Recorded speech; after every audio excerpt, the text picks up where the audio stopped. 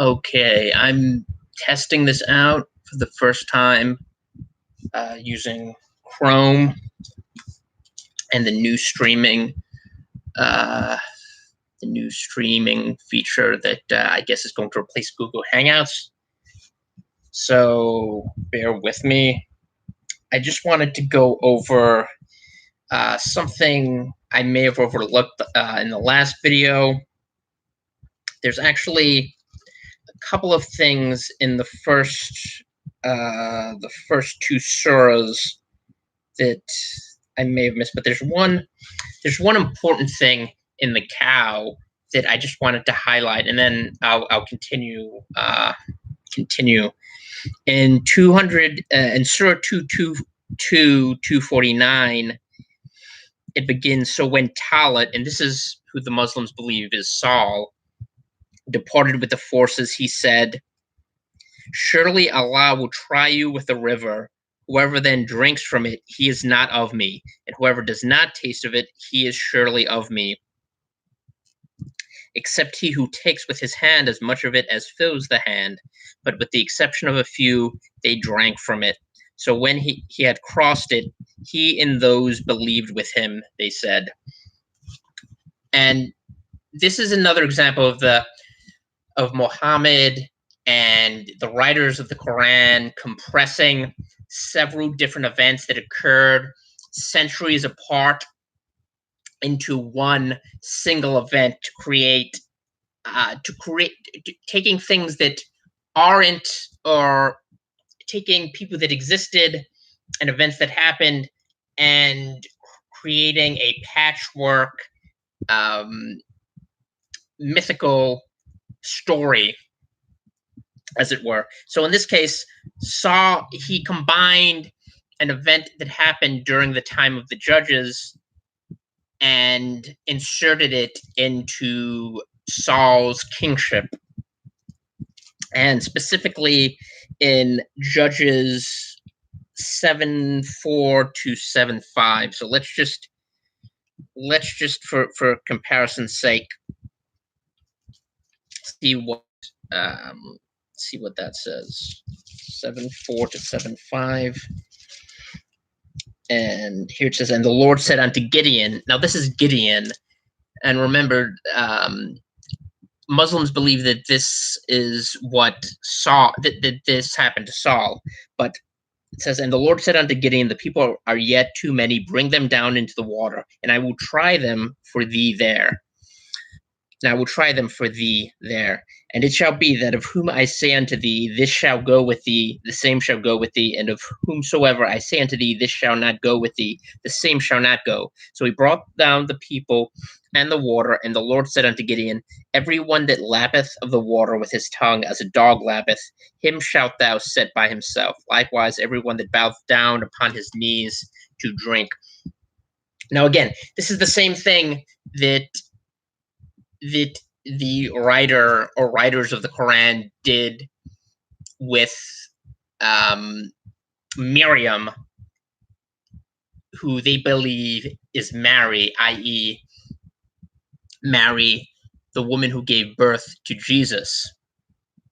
And they took her and they associated her with Miriam, who was the brother of Aaron, sister of Aaron and Moses, and a prophetess, and helped lead their people out of captivity in Egypt. So Muhammad did not understand that Mary and Maryam were two completely different women, separated by centuries, and which is why she thought that which is why he thought that Miriam was brothers with Miriam, i.e., Mary was brothers with was the sister of Aaron, i.e., the brother of Moses and the priest, the high priest, whom the Levitical priesthood stems.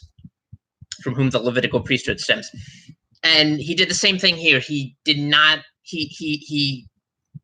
and there are various interpretations and explanations for why this is, why you have these conflations of completely different events and which happened centuries apart, and you have them conflated and compressed into a single narrative to the extent that there are coherent narratives in the Quran.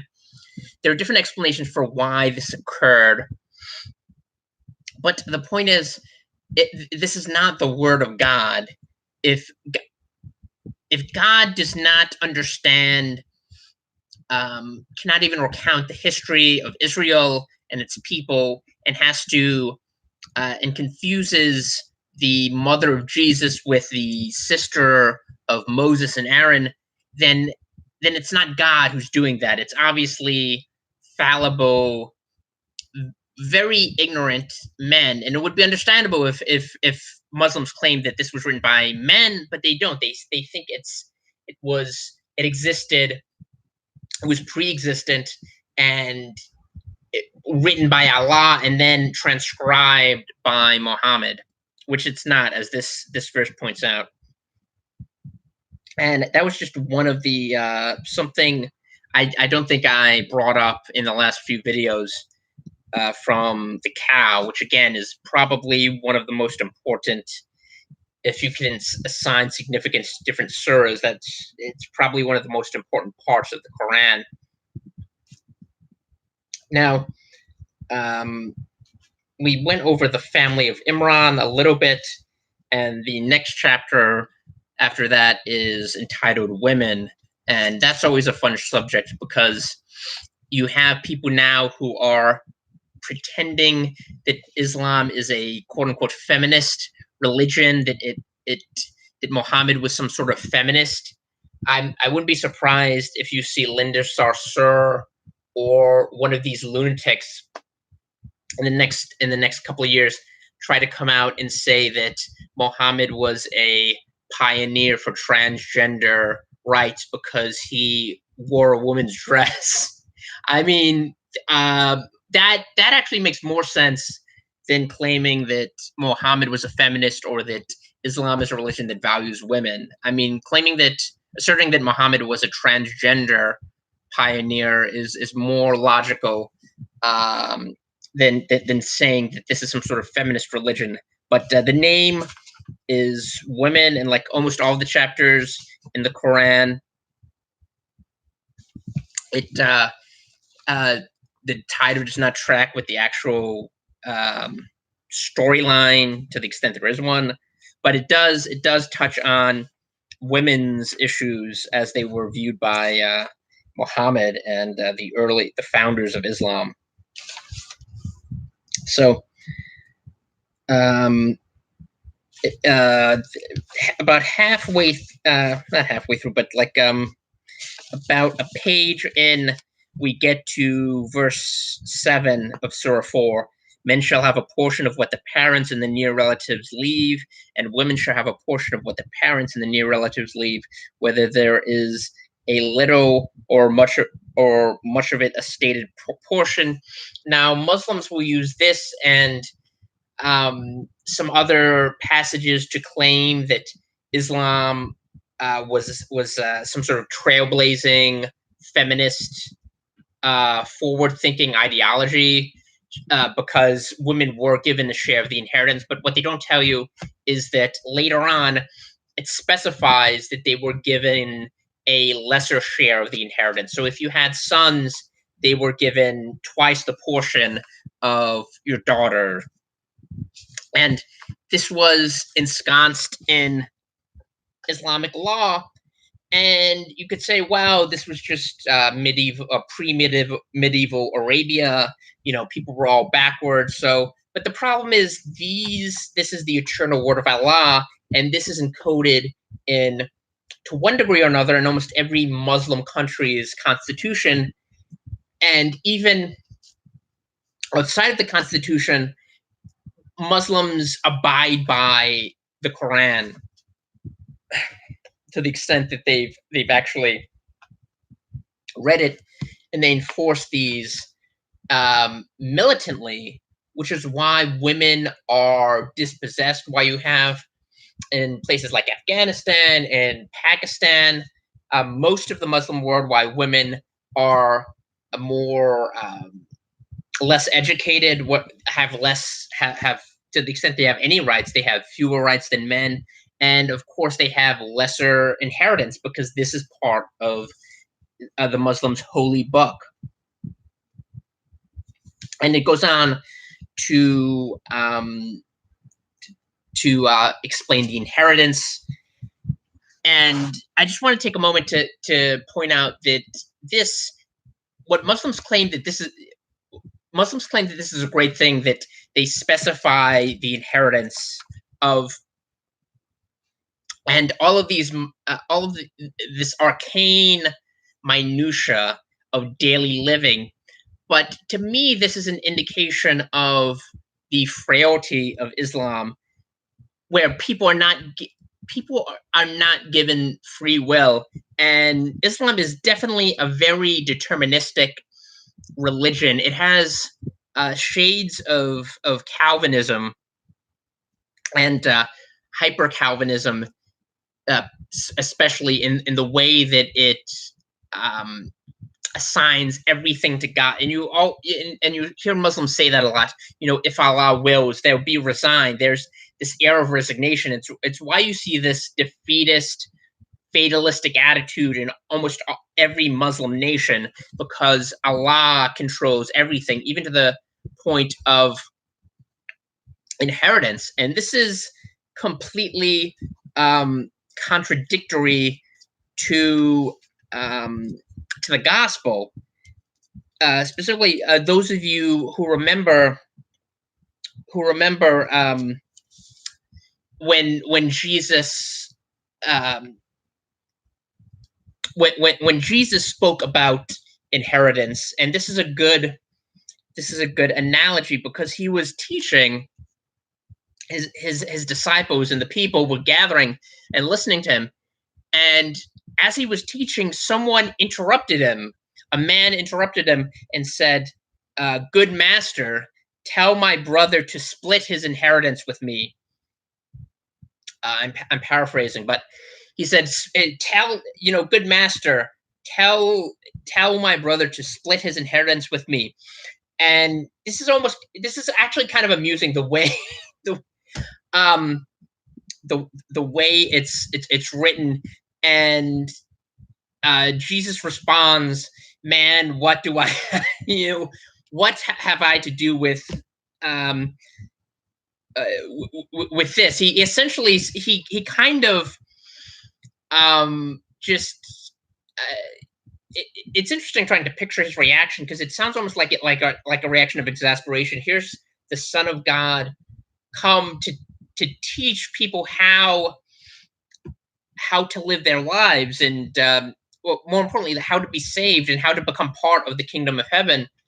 And here you have this guy focused on these very, very pointless details and petty resentments towards his brother, who was also greedy. But he was greedy as well, because he used this opportunity to speak with Jesus, to interact with Jesus, the Savior.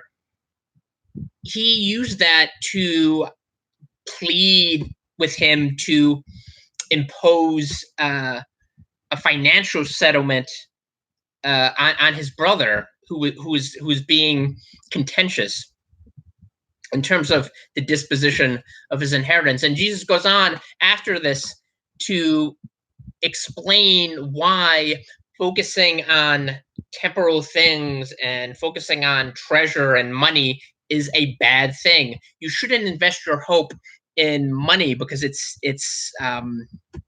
evanescent. It disappears, and it definitely disappears when you die. So even if you're a multi-millionaire, and Jesus illustrated this in another parable about a man who tore down his barns to build bigger and bigger barns, and eventually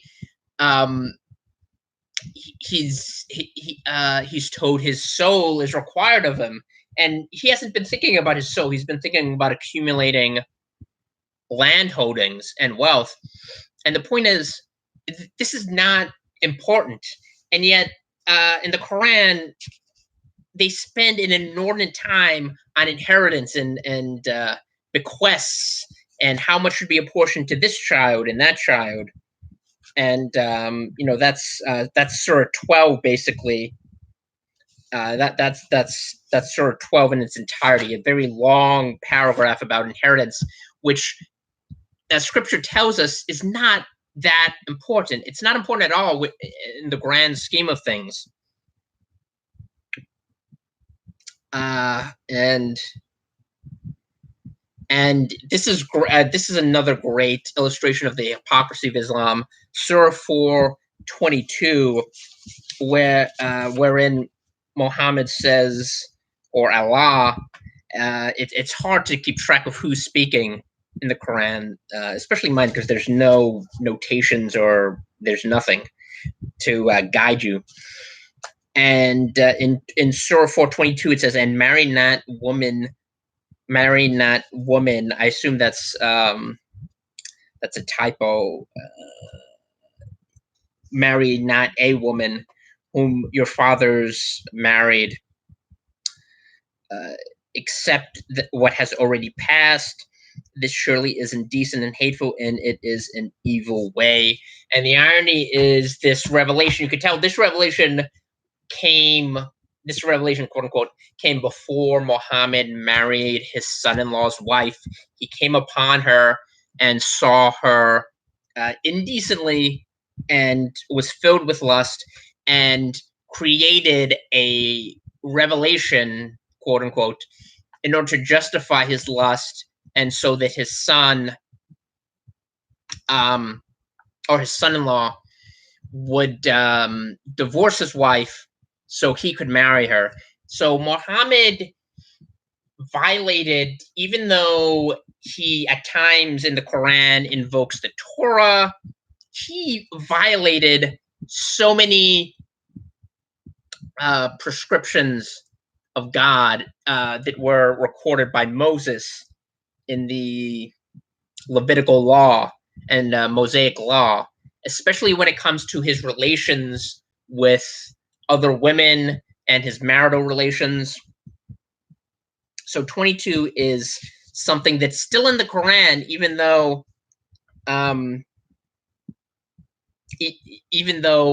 Muhammad himself was doing many indecent things that were very similar to this, marrying, essentially committing incest by marrying his son-in-law's wife and forcing him to divorce her. And in 29 it says, "O you who believe, do not devour your property among yourselves falsely, except that it be trading by your mutual consent, and do not kill your people." And that should be emphasized here. Surely Allah is merciful to you. And this is Muhammad saying not to kill your people. In other words, Muslims don't kill other Muslims. But even there's kind of a caveat, because it's forgiven if you pay blood money, which is another form of hypocrisy in Islam, which I'm not going to get into I'm not really going to get into here, but basically, you can pay blood money if you are a Muslim and you've killed another Muslim. You can pay blood money to his family in order to quash any potential blood feud, like the Hatfield-McCoy rivalry. But it does not. It's interesting that he emphasizes "do not kill your people," and this is how Islam is so similar to some modern ideologies which rely on situational ethics. And it's essentially a form of subjectivism. There's no thou shalt not kill. It's thou shalt not kill other Muslims, or thou shalt not steal. Well, thou shalt not steal from other Muslims, because stealing is is condoned and encouraged. It's explicitly in the Quran, especially if you're in part of a war party. Taking the booty of non-Muslims is something you're exhorted to do. And two verses later in Surah 431, if you shun the great sins which you are forbidden, we will do away with small sins and cause you to enter an honorable place of entering. Now, again, this is completely unscriptural. Now, there are grave sins. There are sins that are not every single sin is equal. There's, for example, the unforgivable sin and a sin unto death. And of course, Paul talks about certain carnal sins that are unlike other sins in the sense that you sin within your own body. But that does not mean that there's some sort of scale of sins where you're in deeper trouble with God if you commit this sin, but if you didn't do that sin. This is a sort of similar to Roman Catholic gradations between venial and mortal sins. Like I said, there are some sins that are graver. The sin of idolatry, for example, is one of the most egregious sins, and it's punished. It's punished extensively in the Bible, particularly with Israel, when Israel was dispossessed of its land, and the people before them, the Canaanites, likewise, they were thrown out of their land by Israel for committing the sin of idolatry. But that doesn't mean there are these sins, and that there's this like scale of sins, like venial and mortal. And it surely doesn't mean that if you don't do great sins, that God ignores your small sins. God erases your sin debt once you are saved. Once you believe on Jesus Christ, he erases that sin debt permanently.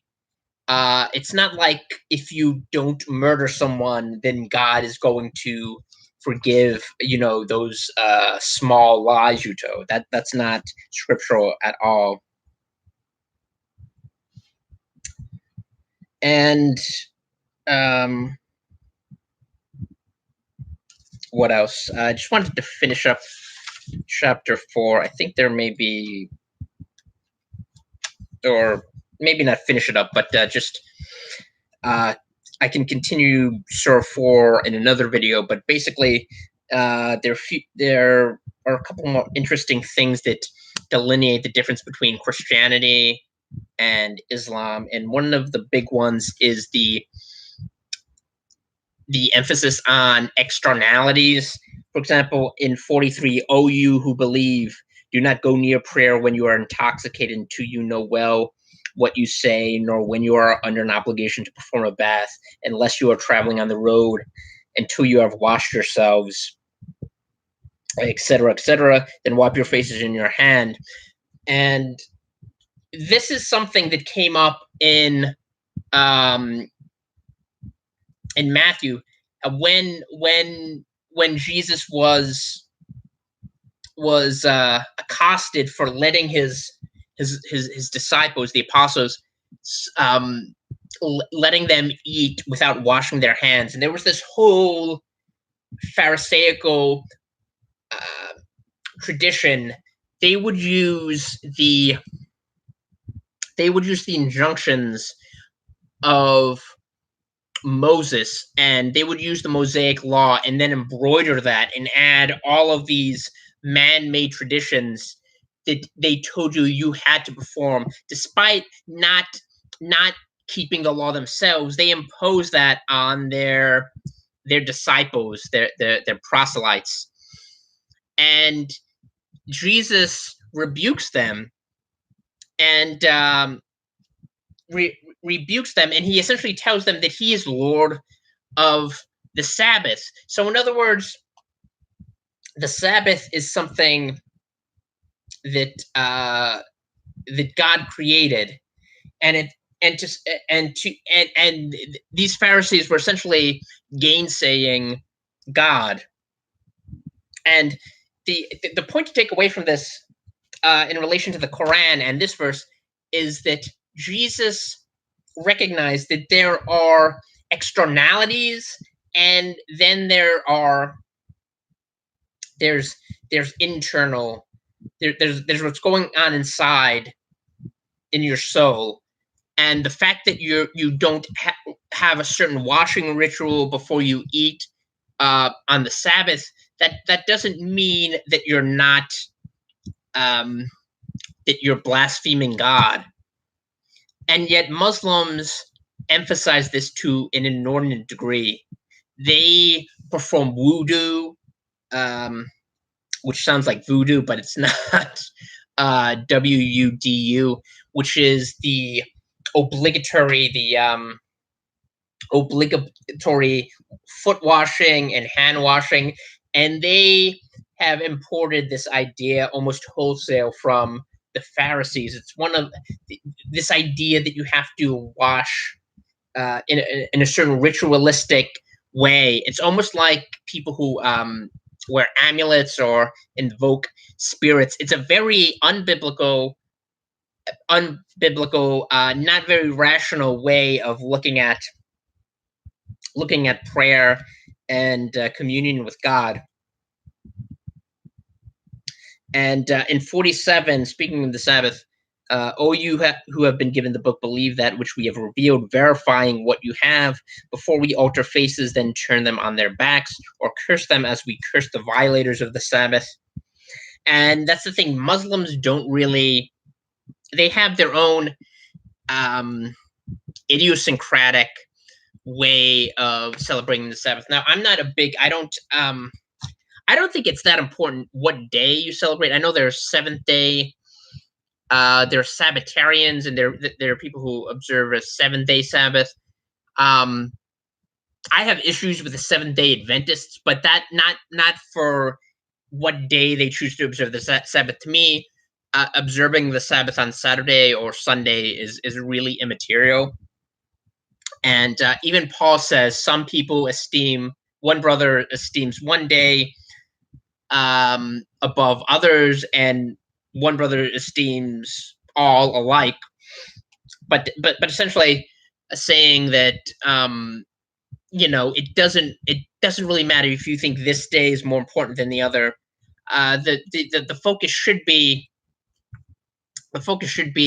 on fellowshipping and worshiping God, and that should be the emphasis, not whether or not you have a certain date. But Muslims are intent on focusing on this, and you see this obsession during Ramadan, since the Quran is based on the lunar calendar, and the observances are based on the lunar calendar, and Muhammad was very largely ignorant of what was happening outside of Arabia and some of the surrounding countries. He didn't realize there were Poles, that there were people who lived in places like Norway, and there were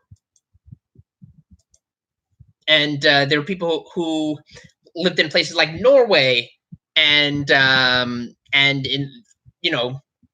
where they would have seasons where they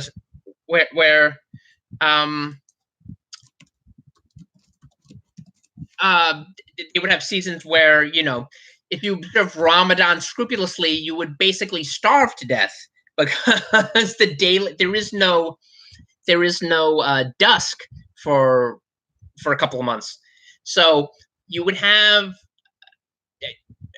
you had someone who didn't understand this, so he set down in stone, figuratively speaking, these rules and regulations that couldn't be kept, because he didn't understand. He didn't have much knowledge beyond his own little immediate interactions. And we're getting towards the halfway mark of Surah 4. Like I said, most of the early surahs are the longest, so there's more material to cover. I think I'll just go through maybe one or two more points. This is a good one, which I'm going to address later, Surah 482, because it's very interesting. And I think I'll end with this and then finish up Surah 4 in another video. But he says, do they not then meditate on the Quran? And if it were from any other than Allah, they would have found in it many a discrepancy. And this is hilarious for a number of reasons.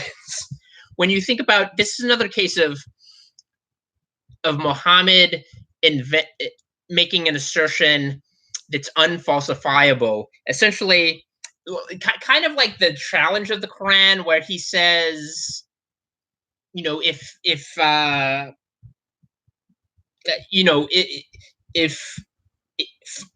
reproduce a surah like this, if it's not from Allah or not from God. And the thing is, there's no way to objectively judge. I mean, I think the Quran is one of the most incoherent, unreadable pieces of literature that was ever created, and it's one of the most unreadable books. And that's not because this is an English translation. I mean, this is a particularly bad translation, but mostly because it de-emphasizes the brutality of Islam and some of the harsher points. So if anything, this is kind of I'll show you the copy. This is kind of a glossy view of Islam. So it errs in the side of Islam. But even so, the Quran is one of the most unreadable books.